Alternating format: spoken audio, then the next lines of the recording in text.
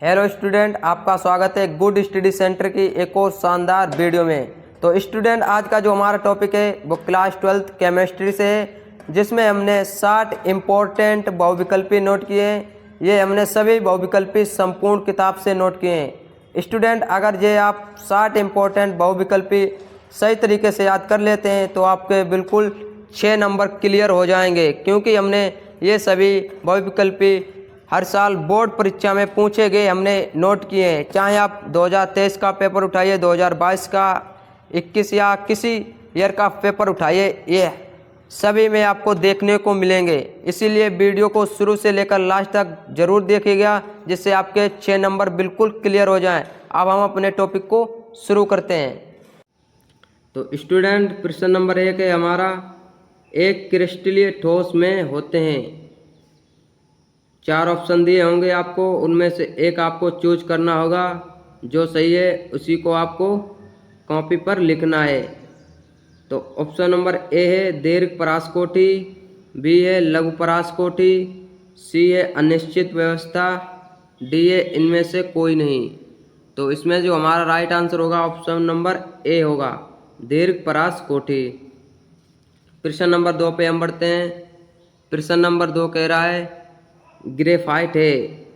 आपको बताना है ग्रेफाइट एक आयनिक ठोस है कि धात्विक ठोस है कि सहसंयोजक ठोस है कि आणविक ठोस है। तो इसमें जो हमारा राइट आंसर है वो है सहसंयोजक ठोस। ग्रेफाइट एक सहसंयोजक ठोस है, तो हमारा राइट आंसर सी होगा, ऑप्शन नंबर। अब हम बढ़ते हैं प्रश्न नंबर 3 पर। घनीय क्रिस्टलों में अच्छी दूरियां अथवा कोर लंबाई होती है। ऑप्शन नंबर ए है ए बराबर बी बराबर सी। ऑप्शन नंबर बी है a equal to b not equal to c. Option number C है a not equal to b b not equal to c. Option number D है a equal to beta beta equal to gamma equal to 120 degree. तो इसमें जो हमारा right answer होगा वो option number A होगा, a equal to b equal to सी।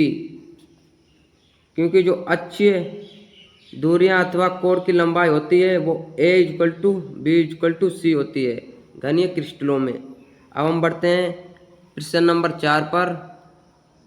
प्रश्न number 4 कह रहा है सोडियम क्लोराइड यानी कि NaCl क्रिस्टल में Na आयन की समन्वय संख्या है। ए ऑप्शन है 6, बी है 8, सी है 4, डी है 1। तो इसमें जो हमारा राइट आंसर होगा वो ऑप्शन नंबर ए होगा 6। अब हम बढ़ते हैं प्रश्न नंबर 5 पर। प्रश्न नंबर 5 कह रहा है कि फ्रैंकल तथा साटकी दोनों दोष प्रदर्शित करने वाला यौगिक है। फ्रैंकल तथा साटकी दोनों दोष प्रदर्शित करने वाला यौगिक आपको बताना है, इनमें से कौन सा है। ऑप्शन नंबर ए है NaCl, बी है KCl, सी है CHCl, डी है AgBr। जो इसमें राइट आंसर होगा हमारा वो है option number D, AgBr। Silver bromide हमारा राइट आंसर होगा। अब हम बढ़ते हैं प्रश्न नंबर 6 पर। प्रश्न नंबर 6 कह रहा है पोटेशियम सल्फेट है। पोटेशियम सल्फेट है आयनिक ठोस। ऑप्शन नंबर बी है धात्विक ठोस। ऑप्शन नंबर सी है सहसंयोजक ठोस। ऑप्शन नंबर डी है आणविक ठोस। तो इसमें जो हमारा राइट आंसर होगा वो होगा ऑप्शन नंबर ए, आयनिक ठोस। तो स्टूडेंट, ये हमारा चैप्टर 2 शुरू हो गया, विलयन, जिसका नाम विलयन है। पहले चैप्टर था ठोस अवस्था, ये चैप्टर 2 है विलयन। प्रश्न नंबर 7 है 180 ग्राम जल में जल के कितने मोल होते हैं। 180 ग्राम जल में जल के कितने मोल होते हैं। तो इसे बहुत आसान तरीके से निकाल सकते हैं। एक सूत्र होता है मोल बराबर पदार्थ का भार अपॉन पदार्थ का अणुभार। मोल इक्वल टू पदार्थ का भार अपॉन पदार्थ का अणुभार।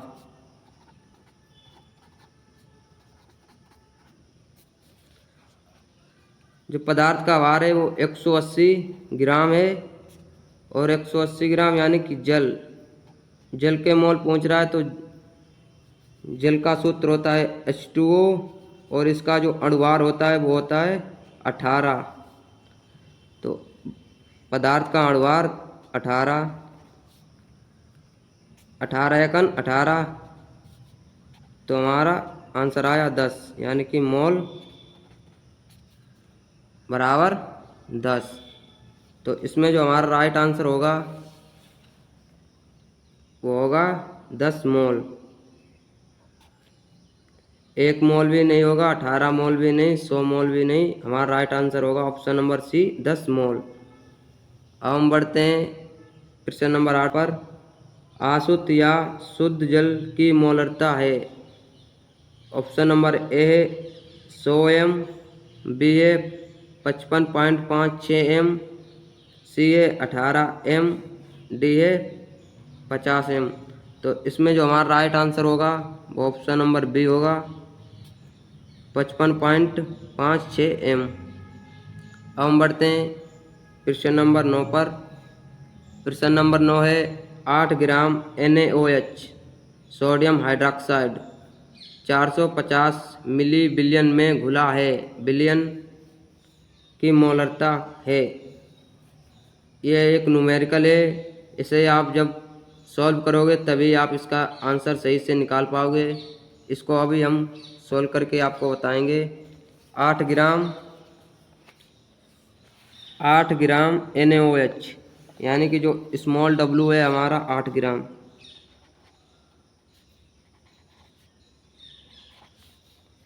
NaOH ये अणुभार है। सोडियम हाइड्रोक्साइड का अणुभार होता है 40, यानी कि स्मॉल m बराबर 40। और जो हमारा आयतन है यानी कि V ये है 450। आयतन हमारा 450 है, बिलियन में घुला है, बिलियन की मोलरता है। तो जो सूत्र होता है मोलरता इक्वल टू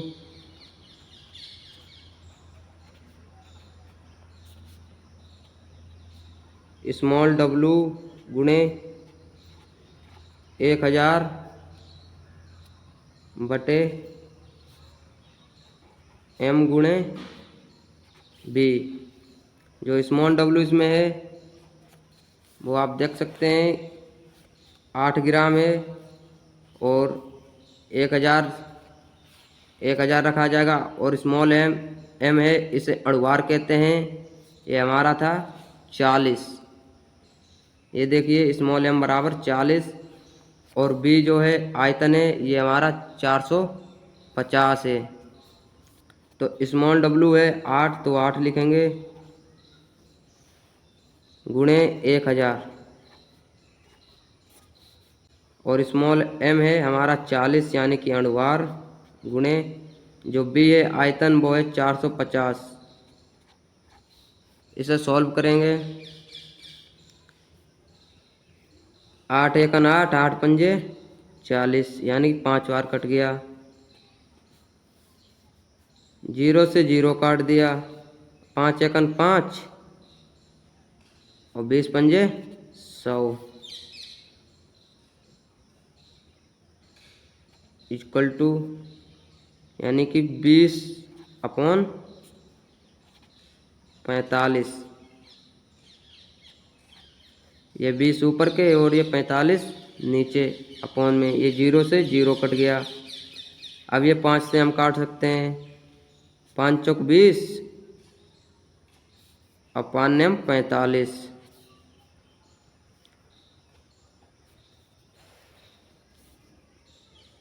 5 चौक 20 यानी 4 बार गया, और 5 से काटा, पान्यम 45 9 बार गया, तो 4/9। इससे हम इसको भाग दे देंगे। पॉइंट लगाया, 0 बढ़ाया, यहाँ हो गए 40। तो 9 का पहाड़ा पड़ेंगे, 9 1 9, 9 2 18, 9 3 27, 9 चौक 36। तो 4 बार गया, 36। 40 में से 36 गए, बचे 4। पॉइंट लगाए, 0 बढ़ाया, फिर 9 चौक 36, फिर 4 बार गए, फिर 4 बचे, 40 हुए, 9 चौक 36। तो इसमें जो हमारा राइट आंसर आया है वो है 0.44 m। ये हमारा राइट आंसर होगा।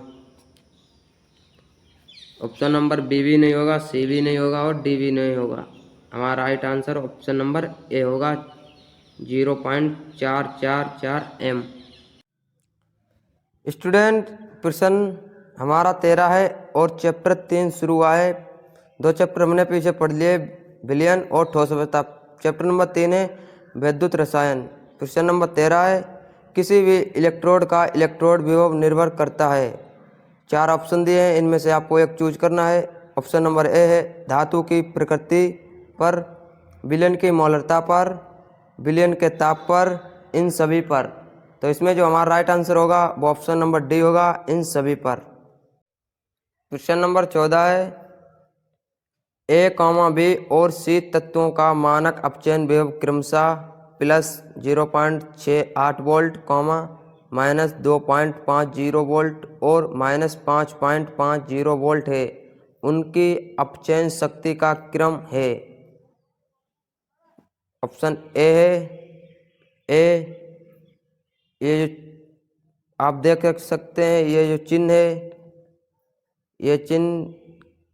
ये चिन्ह का मुंह साइड खुला होगा, जिस साइड बड़ी संख्या होगी। अगर 2 हैं इधर और इधर 1 है तो इसका मुंह इस साइड खुला होगा, और अगर इधर 5 हैं और इधर 4 हैं तो इसका मुंह इस साइड खुला होगा। यानी कि बड़ी संख्या तरफ इसका मुंह खुला होता है। A B C, A C B, C B A, B C A. तो इसमें जो हमारा राइट आंसर होगा वो ऑप्शन नंबर डी होगा। अब हम बढ़ते हैं प्रश्न नंबर 15 पर।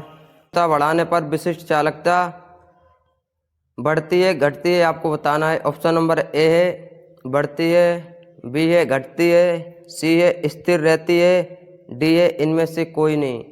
तो तन्यता बढ़ाने पर विशिष्ट चालकता घटती है, तो ऑप्शन नंबर बी हमारा राइट होगा। अब बढ़ते हैं, विशिष्ट चालकता की इकाई है, विशिष्ट चालकता की इकाई है।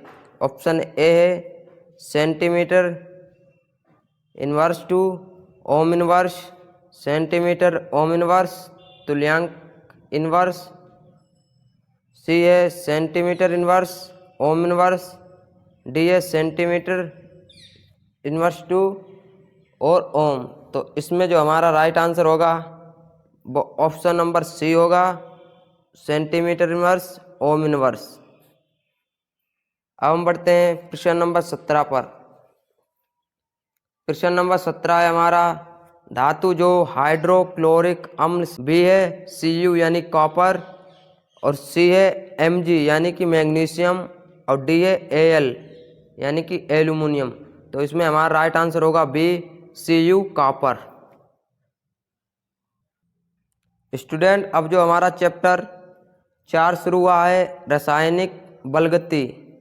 प्रश्न नंबर 18 है, वेग स्थिरांक ताप बढ़ाने पर क्या होगा। वेग स्थिरांक ताप बढ़ाने पर बढ़ेगा घटेगा क्या होगा। ऑप्शन नंबर ए है बढ़ेगा, बी है घटेगा, सी है अपवर्तित रहेगा, डी है इनमें से कोई नहीं।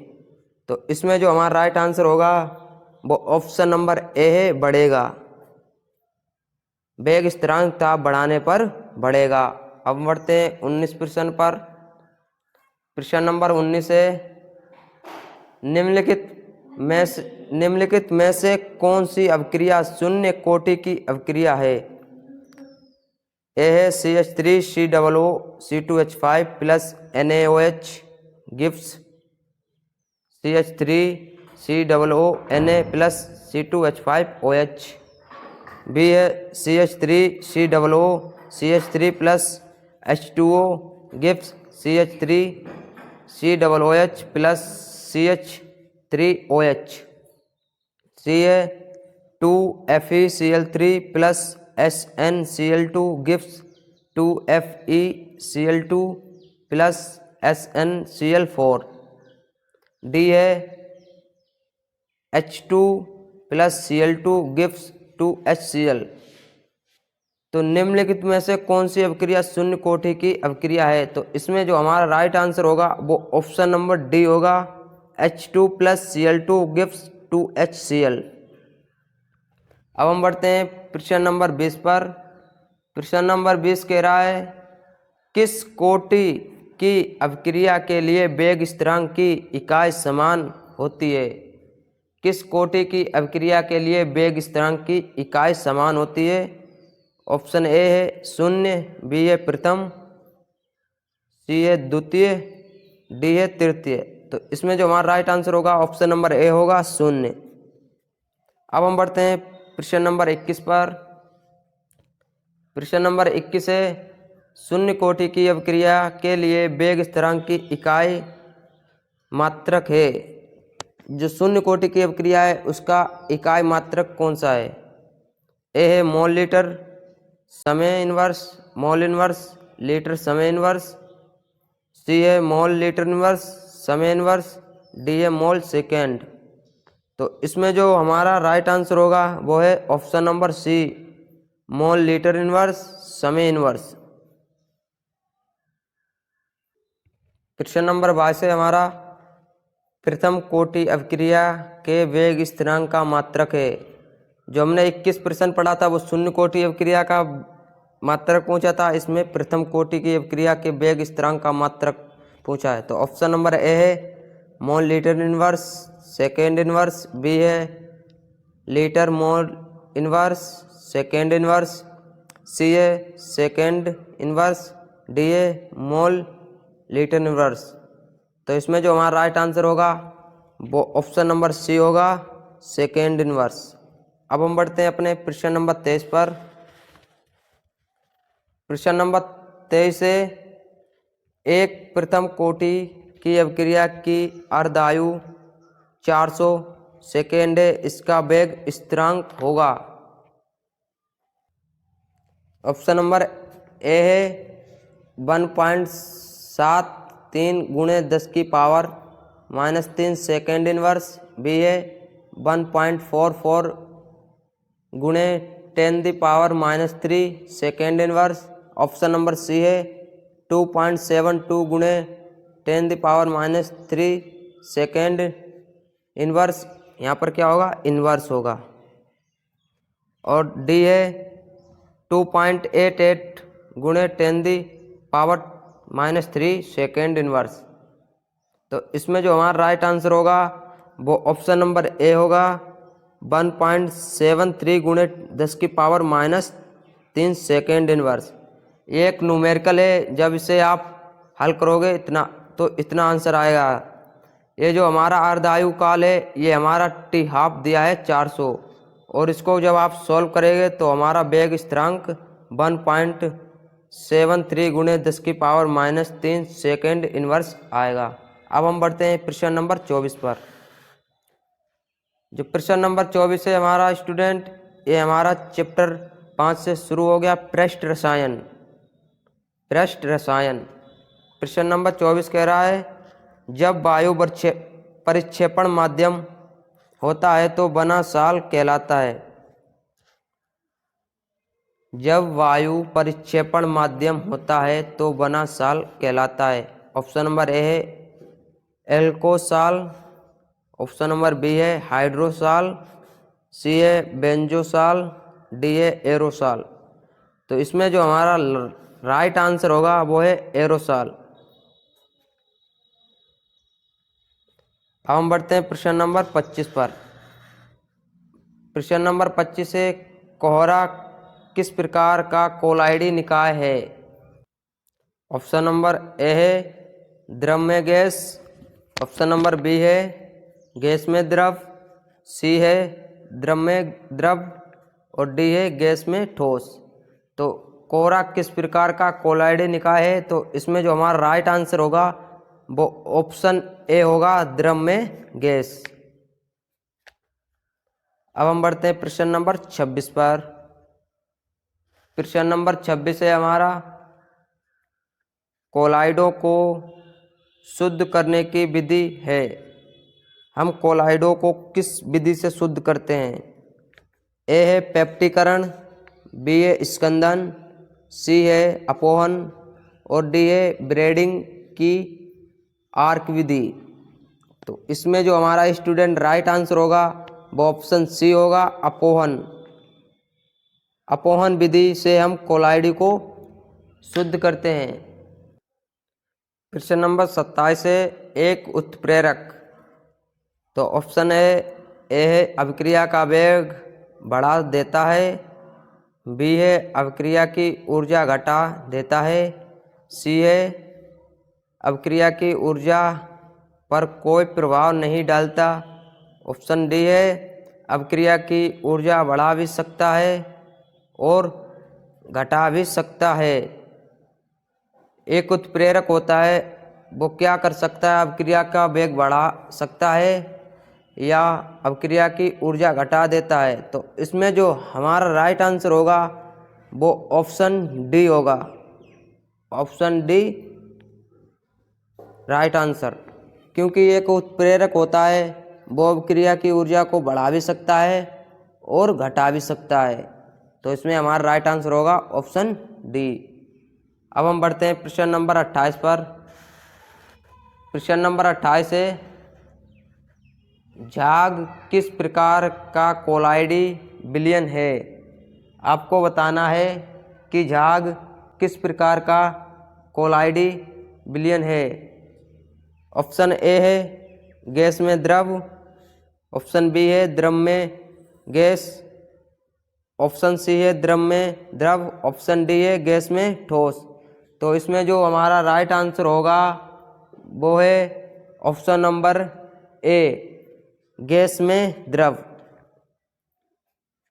जो झाग होता है वो गैस में द्रव यानी कोलाइडी विलयन है। अब हम बढ़ते हैं प्रश्न नंबर 29 पर। प्रश्न नंबर 29 है, कह रहा है किसी रासायनिक अभिक्रिया में उत्प्रेरक का प्रभाव को परिवर्तित करना होता है।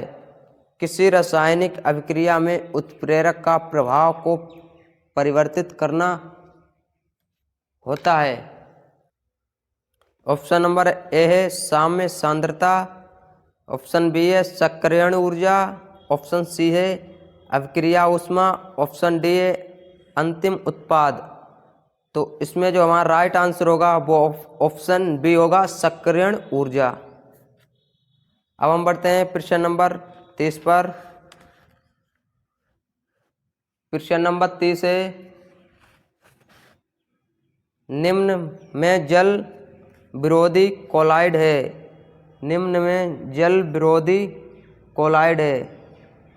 ऑप्शन ए है स्टार्च, बी है गोंद, ऑप्शन सी है स्टेनिक ऑक्साइड, ऑप्शन डी है जिलेटिन। तो इसमें जो हमारा राइट आंसर होगा वो स्टेनिक ऑक्साइड होगा, स्टेनिक ऑक्साइड। निम्न में जल विरोधी कोलाइड है। जो स्टेनिक ऑक्साइड है ये जल विरोधी कोलाइड है। स्टूडेंट चैप्टर हमारा 7 शुरू हो गया और चैप्टर 6 जो है वो हमारे सिलेबस में नहीं है, इसीलिए चैप्टर 7 है पी ब्लॉक के तत्व, पी ब्लॉक के तत्व। और प्रश्न नंबर 31 है, निम्न में से किस अणु के केंद्र परमाणु पर एकांकी इलेक्ट्रॉन युग्म होता है? ऑप्शन नंबर ए है Cl2, बी है CH4, सी है CH Cl3 और डी है NH3। तो इसमें जो हमारा राइट आंसर होगा वो ऑप्शन नंबर डी होगा, NH3 अमोनिया। NH3 क्या है? अमोनिया। ये हमारा राइट आंसर होगा।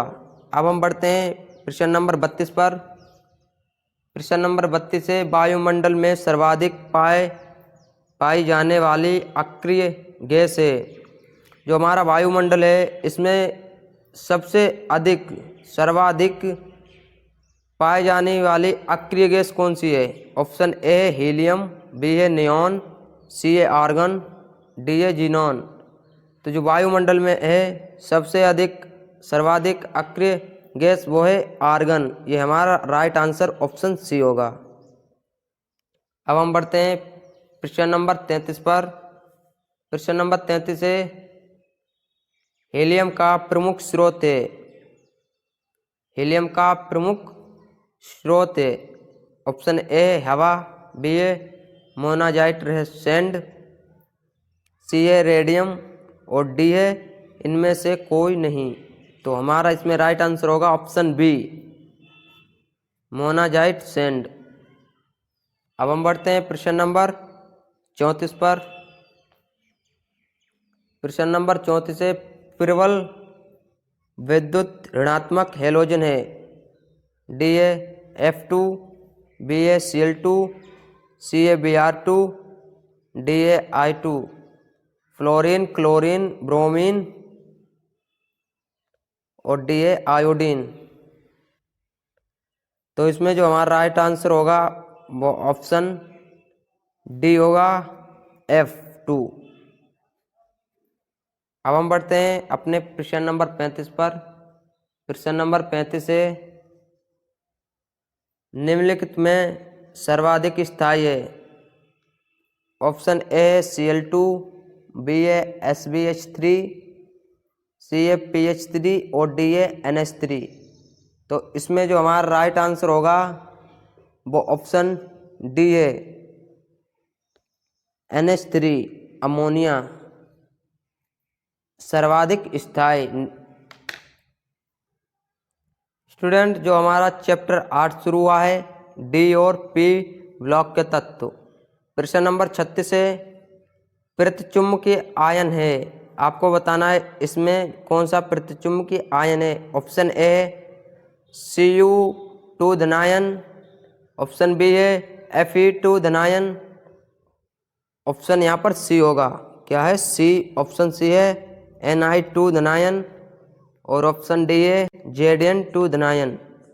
तो इसमें जो हमारा राइट आंसर होगा वो ऑप्शन नंबर डी है, Zn2 धनायन। अब हम बढ़ते हैं प्रश्न नंबर 37 पर। प्रश्न नंबर 37 है संक्रमण धातु जो परिवर्ती ऑक्सीकरण अवस्था प्रदर्शित नहीं करती है। आपको बताना है कौन सी संक्रमण धातु है जो परिवर्ती ऑक्सीकरण अवस्था प्रदर्शित नहीं करती है। वह है, तो इसमें ऑप्शन ए है Ti, बी है बी, ऑप्शन सी है Fe आयरन और डी है Zn जिंक। तो इसमें जो हमारा राइट आंसर होगा वो है Zn जिंक। अब हम बढ़ते हैं प्रश्न नंबर 38 पर। प्रश्न नंबर 38 है रंगीन आयनों का निर्माण संभव होता है जब यौगिक में विद्वान होते हैं। ऑप्शन ए युग्मित इलेक्ट्रॉन, बी है अयुग्मित इलेक्ट्रॉन, सी है अनाबंधित इलेक्ट्रॉन और डी है इनमें से कोई नहीं। तो इसमें स्टूडेंट हमारा जो राइट आंसर होगा वो ऑप्शन बी होगा, अयुग्मित इलेक्ट्रॉन। अब हम बढ़ते हैं प्रश्न नंबर 39 पर। प्रश्न नंबर 39 है निम्न तत्वों में से लैंथेनाइड तत्व है। आपको बताना है निम्न में से लैंथेनाइड तत्व कौन सा है। ऑप्शन ए है Ra, बी है Ce और सी है Ac, डी है Zr। तो इसमें जो हमारा राइट आंसर होगा ऑप्शन बी होगा Ce। स्टूडेंट हमारा चैप्टर 9 शुरू हुआ है, उपसंयोजन यौगिक। प्रश्न नंबर 40 है, निम्न में कौन सा आयन उपसंयोजन यौगिक नहीं बनाता है?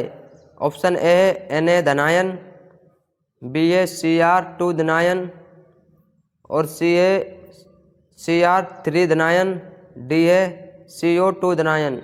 तो इसमें जो हमारा राइट आंसर होगा वो ऑप्शन ए होगा, Na धनायन यानी कि सोडियम धनायन। अब हम बढ़ते हैं प्रश्न नंबर 41 पे अपने।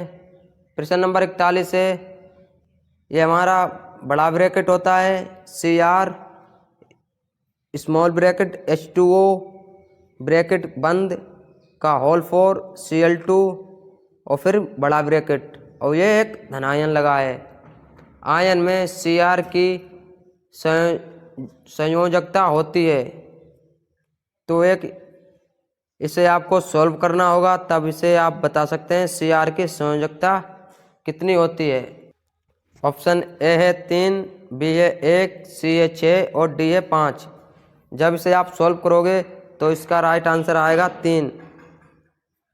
Cr की संयोजकता इसमें 3 होगी। अब हम बढ़ते हैं प्रश्न नंबर 42 पर। प्रश्न नंबर 42 से, कौन सा धनायन अमोनिया के साथ एमीन संकुलन नहीं बनाता है? आपको बताना है इसमें कौन सा धनायन है जो अमोनिया के साथ संकुलन नहीं बनाता है। प्रश्न नंबर ए है Ag, बी है Ag धनायन, बी है Al3 धनायन, ऑप्शन डी सी है Cd2 धनायन, ऑप्शन डी है Cu2 धनायन। प्रश्न नंबर 42 है, कौन सा धनायन अमोनिया के साथ एमीन संकुलन नहीं बनाता है? ऑप्शन ए है Ag धनायन, बी है Al3 धनायन और सी है Cd2 धनायन, डी है Cu2 धनायन। तो इसमें जो हमारा राइट आंसर होगा ऑप्शन बी होगा Al3 धनायन, एल्यूमिनियम 3 धनायन। अब जो चैप्टर हमारा स्टूडेंट 10 शुरू हुआ है, हेलो एल्केन और हेलो एरिन, तो इसका प्रश्न नंबर 1 है, यानी कि इस चैप्टर का। तो प्रश्न नंबर 43 है, क्लोरोबेंजीन की क्रिया क्यूप्रस ऑक्साइड की उपस्थिति में अमोनिया यानी कि NH3 अमोनिया होता है, अमोनिया से कराने पर प्राप्त होता है। नंबर ए फिनॉल, बी है एनिलीन, सी है बेंजीन और डी है बेंजोइक अम्ल। तो इसमें जो हमारा राइट आंसर होगा ऑप्शन बी होगा एनिलीन। जब क्लोरोबेंजीन क्यूप्रस ऑक्साइड की उपस्थिति में अमोनिया से क्रिया कराते हैं तो हमारा एनिलीन प्राप्त होता है। प्रश्न नंबर 44 से, फास्जीन है। ऑप्शन ए PH3, बी है POCl3, सी है CH2 और डी है COCl2। तो इसमें जो हमारा राइट आंसर होगा वो ऑप्शन डी होगा, COCl2। अब हम बढ़ते हैं अगले प्रश्न पर। अब जो स्टूडेंट हमारा अगला चैप्टर शुरू हुआ है, चैप्टर 11 है, एल्कोहल, फिनाल तथा ईथर। एल्कोहल, फिनाल तथा ईथर। प्रश्न नंबर 45 है, ग्लूकोज को एथिल अल्कोहल में परिवर्तित करने के लिए प्रयुक्त एंजाइम है। ग्लूकोज को एथिल अल्कोहल में परिवर्तित करने के लिए प्रयुक्त एंजाइम है।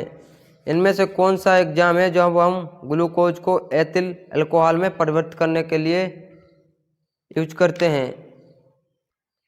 ऑप्शन ए है इन्वर्टेज, ऑप्शन बी है जाइमेज, ऑप्शन सी है डाइस्टेज, ऑप्शन डी है ये सभी। तो इसमें जो हमारा राइट आंसर है वो ऑप्शन बी है जाइमेज। ये सा बना है जाइमेज।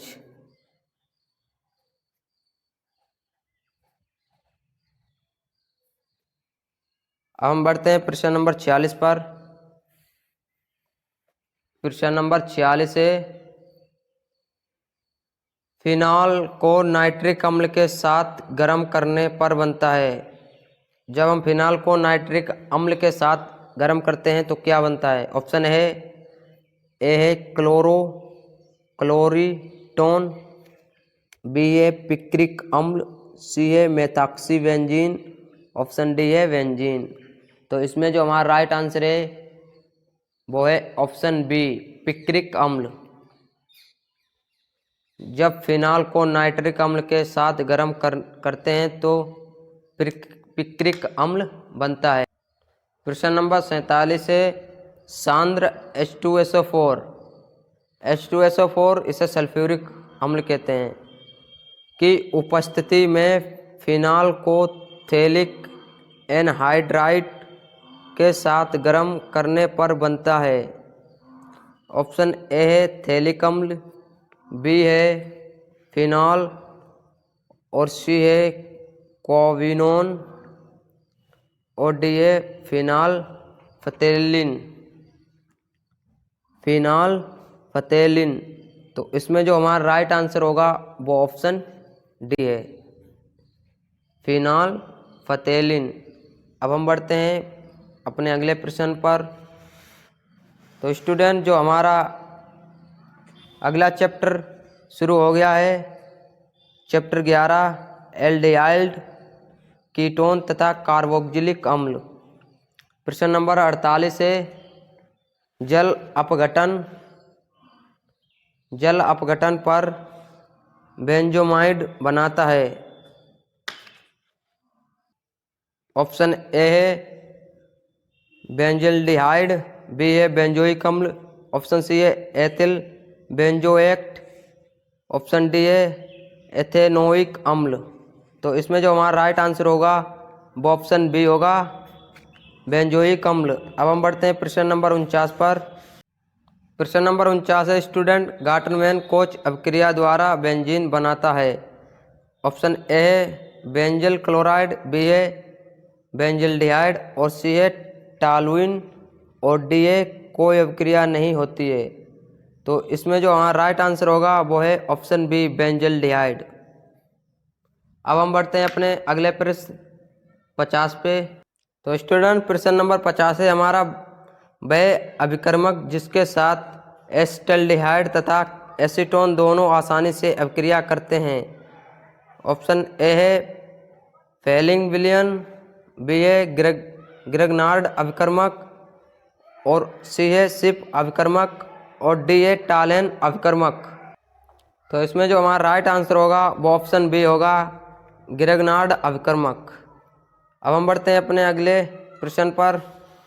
स्टूडेंट अब जो हमारा अगला चैप्टर शुरू हो गया है नाइट्रोजन युक्त कार्बनिक यौगिक। नाइट्रोजन युक्त कार्बनिक यौगिक।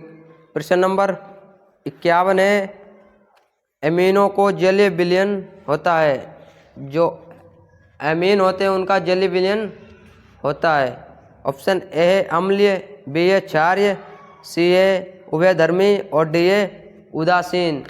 तो इसमें जो हमारा राइट आंसर होगा क्षारीय, ऑप्शन बी हमारा राइट आंसर होगा। जो एमिनो का जलीय विलयन होता है वो क्षारीय होता है। अब हम बढ़ते हैं प्रश्न नंबर 52 पर। प्रश्न नंबर 52 है कार्बिल एमीन अभिक्रिया में क्या बनता है? ए साइनेट, बी है साइनाइड और सी है आइसोसाइनेट, ऑप्शन डी है आइसोसाइनाइड। इसमें जो हमारा राइट आंसर होगा वो ऑप्शन डी होगा, आइसोसाइनाइड। कार्बिल एमीन अभिक्रिया में क्या बनता है? तो आइसोसाइनाइड बनता है। अब हम बढ़ते हैं प्रश्न नंबर 53 पर। प्रश्न नंबर 53 है नाइट्रोबेंजीन को कहते हैं। नाइट्रोबेंजीन को और क्या कहते हैं? ऑप्शन ए है कशिश का तेल, बी है मिर्वेन का तेल, सी है सिनेमन ऑयल यानी कि तेल ऑयल, डी है विंटर ग्रीन का तेल। तो इसमें जो हमारा राइट आंसर होगा वो ऑप्शन बी होगा, मिर्वेन का तेल। नाइट्रोबेंजीन को मिर्वेन का तेल कहते हैं। तो स्टूडेंट अगला जो हमारा चैप्टर है लास्ट जैव अणु, ये हमारा लास्ट चैप्टर है जैव अणु।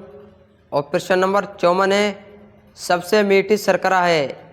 आपको बताना है इनमें से कौन सी सबसे मीठी शर्करा है। ऑप्शन ए है ग्लूकोज, बी है फ्रक्टोज, सी है माल्टोज और डी है सुक्रोज। तो इसमें जो हमारा राइट आंसर होगा वो ऑप्शन बी होगा, फ्रक्टोज। ये सबसे मीठी शर्करा होती है। ऑप्शन अब हमारा प्रश्न नंबर 55 है, आरएनए में उपस्थित क्षारक हैं। आपको बता दें एक डीएनए होता है, एक आरएनए होता है, इन दोनों में 4 क्षारक होते हैं। इसमें पूछा है आरएनए में उपस्थित क्षारक है। ऑप्शन ए है adenine, guanine, cytosine, uracil. B है option guanine, cytosine, thymine, uracil.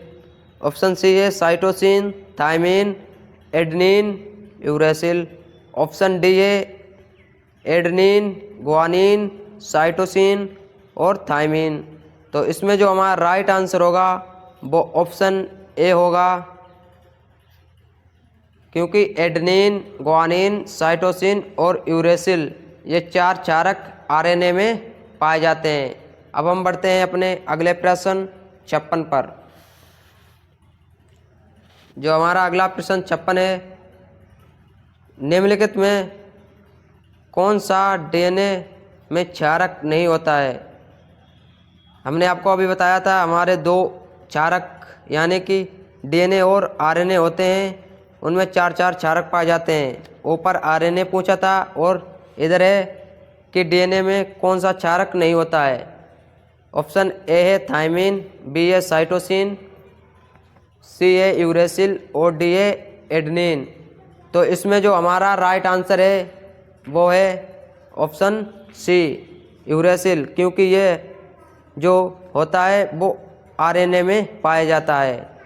अब हम बढ़ते हैं अगले प्रश्न 57 पर। 57 हमारा प्रश्न है, ग्लूकोज में कितने प्राथमिक अल्कोहल समूह हैं? ग्लूकोज में कितने प्राथमिक अल्कोहल समूह हैं? तो इसमें हमारा ऑप्शन ए है 1, बी है 2, सी है 3 और डी है 4। तो इसमें जो हमारा राइट आंसर होगा वो है ऑप्शन ए, 1। जो ग्लूकोज होता है उसमें एक प्राथमिक अल्कोहल समूह होता है। स्टूडेंट जो हमारा प्रश्न नंबर 58 है, दूध में उपस्थित शर्करा डाइसैकेराइड है।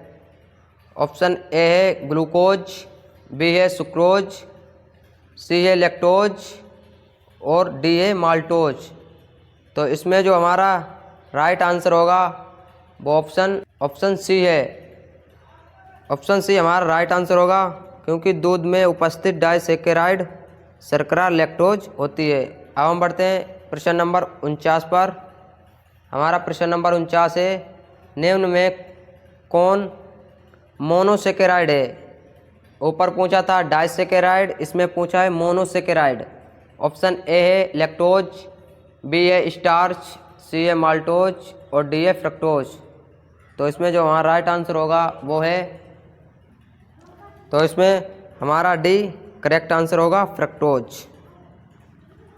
अब हम बढ़ते हैं अगले प्रश्न नंबर 60, जो हमारा लास्ट प्रश्न है, कार्बोहाइड्रेट जो हमारे शरीर में रिजर्व ग्लूकोज का काम करता है। ऑप्शन नंबर ए है सुक्रोज, बी है स्टार्च, सी है ग्लाइकोजन और डी है फ्रक्टोज। तो जो हमारा राइट आंसर होगा वो ऑप्शन सी है, ग्लाइकोजन।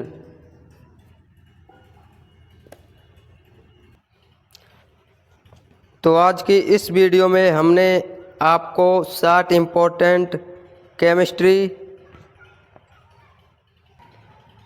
सब्जेक्ट के बहुविकल्पी बताए। अगर आप यह बहुविकल्पी सही से तैयार कर लेते हैं तो आपने 6 नंबर बिल्कुल पक्के कर लिए।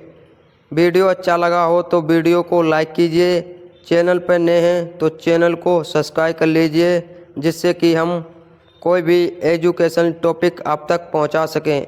अगर आपका कोई दोस्त या फ्रेंड यानी कि भाई बहन है तो उसके साथ ये वीडियो ज़रूर शेयर कीजिएगा, जिससे कि वह भी ये 60 इम्पोर्टेंट केमिस्ट्री के ऑब्जेक्टिव बहुविकल्पी सही से याद कर ले।